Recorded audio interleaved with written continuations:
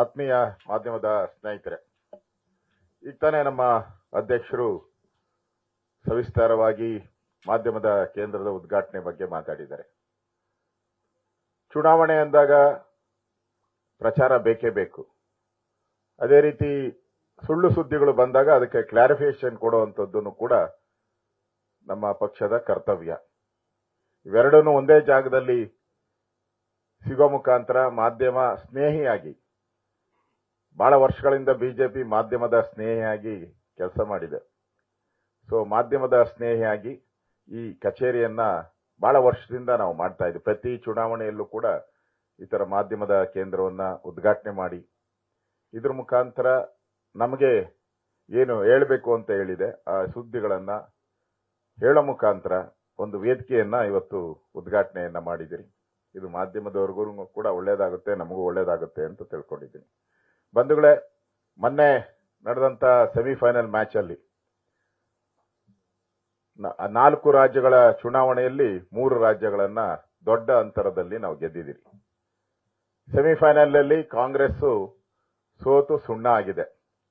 ಫೈನಲ್ಗೆ ಯಾರು ಬರ್ತಾರೆ ಇನ್ನೂ ನಮ್ಗೆ ಗೊತ್ತಿಲ್ಲ. ನಾವಂತೂ ಫೈನಲ್ ರೀಚ್ ಔಟ್ ಇದ್ದೀರಿ. INDA ನಲ್ಲಿ ಫೈನಲ್ಗೆ ಯಾರು ಬರಬೇಕು ಅಂತ ನಿತೀಶ್ ಕುಮಾರ್ ಅನ್ನೋರು ಹೊರಟಿದ್ರು. ಅವರು ಯುದ್ಧದಲ್ಲಿ ಶಸ್ತ್ರಗಳನ್ನ ಕೆಳಗಡೆ ಇಟ್ಟು ನಮ್ ಜೊತೆ ಬಂದ್ಬಿಟ್ಟಿದ್ದಾರೆ. ಈಗಾಗಲೇ ಇನ್ಯಾರ್ಯಾರು ಬರ್ತಾರೋ ಗೊತ್ತಿಲ್ಲ. ಒಂದು ರೀತಿ INDA ದಿಕ್ಕು ಕಾಣದ ರೀತಿಯಾಗಿ ನಾಯಕತ್ವ ಇಲ್ಲದೆ, ಯಾರು ನಾಯಕರು ಅಂತ ಇನ್ನೂ ತೀರ್ಮಾನ ಆಗಿಲ್ಲ. ಮ್ಯಾಚ್ ಫಿಕ್ಸ್ ಆಗಿದೆ, ಡೇಟು ಫಿಕ್ಸ್ ಆಗಿದೆ, ಪ್ಲೇಯರ್ಸು ಫಿಕ್ಸ್ ಆಗಿದೆ, ಮತ್ತೆ ಸಾರ್ವಜನಿಕರು ಫಿಕ್ಸ್ ಆಗಿದ್ದಾರೆ. ನಮ್ ಕ್ಯಾಪ್ಟನ್ ನರೇಂದ್ರ ಮೋದಿ ಫಿಕ್ಸ್. ಜನರ ಭಾವನೆ ಮುಖಾಂತರ, ದೇಶದ ಭಾವನೆ ಮುಖಾಂತರ ಅವ್ರ ಕ್ಯಾಪ್ಟನ್ ಇನ್ನೂ ಫಿಕ್ಸ್ ಆಗಿಲ್ಲ. ನನ್ಗನ್ಸುತ್ತೆ ಅದು ಫಿಕ್ಸ್ ಆಗಕ್ ಮುಂಚೆನೆ ಮ್ಯಾಚ್ ಮುಗ್ದೋಗ್ತೈತೆ. ಮ್ಯಾಚ್ ಅಲ್ಲಿ ಅವ್ರು ಸೋತು ಸುಣ್ಣ ಆಗ್ತಾರೆ ಅಂತ ಕಾಣ್ತಾ ಇದೆ. ಆ ತರದ ವಾತಾವರಣ ನಾವು ನೋಡ್ತಾ ಇದ್ದೀರಿ. ಕರ್ನಾಟಕದಲ್ಲಂತೂ ಕೂಡ ನಮಗೆ ಒಳ್ಳೆ ವಾತಾವರಣ ಇದೆ. ಬಂದಂತ 10 ತಿಂಗಳಲ್ಲಿ ಈಗಾಗಲೇ ನಮ್ಮ ಅಧ್ಯಕ್ಷರು ಹೇಳಿದ್ದಾರೆ, 10 ತಿಂಗಳಲ್ಲಿ 10 ತಪ್ಪುಗಳನ್ನ, 10 ಭ್ರಷ್ಟಾಚಾರಗಳನ್ನ, ಸಮಾಜ ದ್ರೋಹಿಯಾದಂತ ಕೆಲಸವನ್ನ ಕಾಂಗ್ರೆಸ್ ಮಾಡಿದೆ. ಮಂಡ್ಯದಲ್ಲಿರ್ತಕ್ಕಂಥ ಹನುಮಧ್ವಜವನ್ನ ಇಳಿಸೋ ಮುಖಾಂತರ ಹಿಂದೂಗಳಿಗೆ ಅನ್ಯಾಯ ಮಾಡಿದ್ದಾರೆ. ಹಿಂದೂ ಕಾರ್ಯಕರ್ತರ ಹಳೆ ಕೇಸು, ರಾಮ ಜನ್ಮಭೂಮಿಯ ಕೇಸ್ಗಳನ್ನ ಮತ್ತೆ 24 ವರ್ಷ ಆದ್ಮೇಲೆ ಕೇಸ್ ಹಾಕೋ ಮುಖಾಂತರ ಹಿಂದೂಗಳ ಭಾವನೆಗೆ ಧಕ್ಕೆ ಮಾಡಿದ್ದಾರೆ. ಅದೇ ರೀತಿ ವಿಧಾನಸಭೆ ಅಧಿವೇಶನ ನಡೆಯೋ ಸಂದರ್ಭದಲ್ಲಿ ಪಾಕಿಸ್ತಾನ ಜಿಂದಾಬಾದ್ ಅಂತ ಯಾರು ಒಳಗಡೆ ಬಂದ್ರು ಅವ್ರು ಕಾಂಗ್ರೆಸ್ ಕಾರ್ಯಕರ್ತರು ಅಂತ ಪ್ರೂವ್ ಆಗಿರೋದು ಕೂಡ ಪೊಲೀಸ್ ತನಿಖೆಯಲ್ಲಿ ಬಂದಿದೆ. ಅವರೆಲ್ಲ ಕಾಂಗ್ರೆಸ್ ಕಾರ್ಯಕರ್ತರು, ಕಾಂಗ್ರೆಸ್ಸಿನ ರಾಜ್ಯಸಭಾ ಸದಸ್ಯರೇ ಅವ್ರನ್ನ ಕರ್ಕೊಂಬಂದಿರೋದು ಕೂಡ ಪ್ರೂವ್ ಆಗಿದೆ. ಅದಾದ್ಮೇಲೆ ಕಾಂಗ್ರೆಸ್ ಬಂದ ಮೇಲೆ, ಯಾವತ್ತು ಕರ್ನಾಟಕದಲ್ಲಿ ಕಾಂಗ್ರೆಸ್ ಬಂದಿದೆಯೋ ಆ ಸಂದರ್ಭದಲ್ಲಿ ಭಯೋತ್ಪಾದಕರ ಚಟುವಟಿಕೆ ಜಾಸ್ತಿ ಆಗ್ತಾ ಇದೆ. ಎಲ್ಲ ಕಡೆ ಭಯೋತ್ಪಾದನಾ ಚಟುವಟಿಕೆಗೆ ಒಂದು ಕಮ್ಮಕ್ಕು ಕೊಡೋ ರೀತಿಯಾಗಿ ಕಾಂಗ್ರೆಸ್ ನಡವಳಿಕೆಗಳನ್ನ ನಾವು ನೋಡ್ತಾ ಇದ್ದೀರಿ. ಜನ ಇದನ್ನು ಗಮನಿಸ್ತಾ ಇದ್ದಾರೆ. ಇನ್ನೊಂದ್ ಕಡೆ ಬರಗಾಲ.